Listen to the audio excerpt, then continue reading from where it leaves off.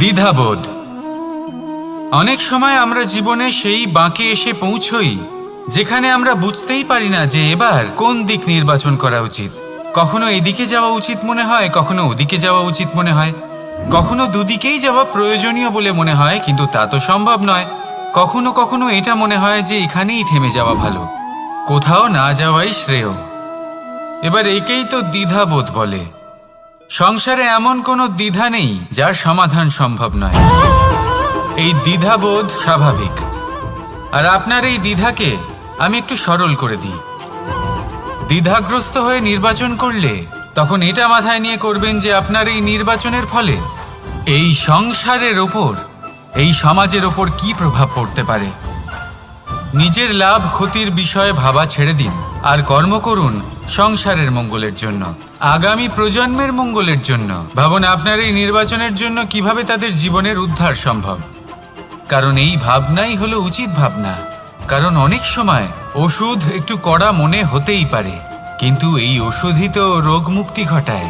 সেইভাবে আপনাকেও এই দ্বিধার মুহূর্তে কঠিন নির্বাচন করতে হতে পারে। এই কঠিন নির্বাচন জীবনে কঠিন পরিস্থিতিও আনতে পারে, কিন্তু যদি এই নির্বাচন ধর্মসঙ্গত হয়, যদি এর দ্বারা সংসারের মঙ্গল হয়, তাহলে এই নির্বাচনই হলো সঠিক নির্বাচন।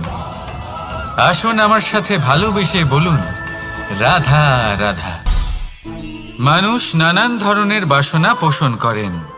তাদের নানান ইচ্ছে থাকে, অভিলাষা থাকে, নানান কামনা করতে থাকেন, স্বপ্ন দেখেন, প্রার্থনা করেন যেন তা সফল হয়, নিজের সম্পন্নতা কামনা করেন, আর শেষে নিরাশ হয়ে যান কারণ এসব কিছুই পান না।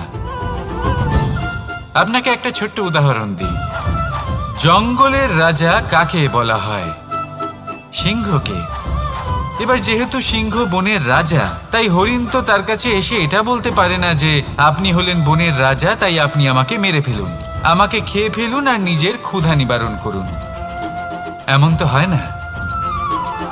সিংহ যতই বনের রাজা হোক, তাকেও পরিশ্রম অবশ্যই করতে হয়, তবেই তার ক্ষুধা নিবারণ হয়।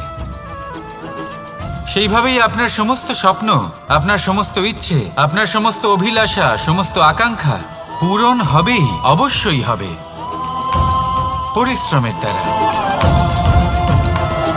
শুধু ভাবলেই হবে না। তাহলে আপনিও জীবনে পরিশ্রম করুন, নিজের সমস্ত স্বপ্ন পূরণ করুন, আর আমার সাথে ভালোবেসে বলুন, রাধা রাধা। আপনি কি কখনো কোনো উঁচু পর্বতের শিখরে পৌঁছতে পেরেছেন? যদি পৌঁছে থাকেন বা যদি আপনি কোনো উঁচু পর্বতের শিখরে যান, তাহলে ভালো করে দেখবেন, আপনি যত উঁচুতে অগ্রসর হতে থাকবেন, আস্তে আস্তে সমস্ত বনস্পতি বিলুপ্ত হতে থাকে। তারপরে সমস্ত গাছপালা, পশু পাখি সব বিলুপ্ত হতে থাকে।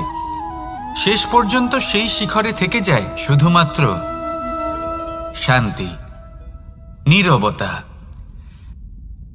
আমাদের মানুষের সাথেও এটাই হয়। মানুষ যখন আত্মবিকাশের পথে অগ্রসর হতে থাকে এবং নিজের জীবনের শিখরে পৌঁছতে চায়, তখন তার একা থাকা অত্যন্ত প্রয়োজনীয় হয়। আর তাকে তখন ত্যাগ করতে হয় নিজের সুখ স্বাচ্ছন্দ্য, নিজের সম্পত্তি, নিজের সমৃদ্ধি, নিজের সৌন্দর্য। দেখুন, জীবনের শিখরে পৌঁছনো একেবারেই সহজ কাজ নয়। এ হলো অত্যন্ত দুর্গম এক পথ। কিন্তু যদি আপনি সেখানে পৌঁছতে চান, তাহলে আপনাকে ত্যাগের প্রবৃত্তি জাগিয়ে তুলতে হবে। ত্যাগ কি সেটা জানতে হবে। কারণ ত্যাগের ফলেই মনে শান্তি আসে, আর সেই শান্তির ফলে মনে উৎপন্ন হয় প্রেম। আর এই প্রেমই হলো জীবনের অন্তিম লক্ষ্য। তাহলে আসুন আমার সাথে ভালোবেসে বলুন, রাধা রাধা।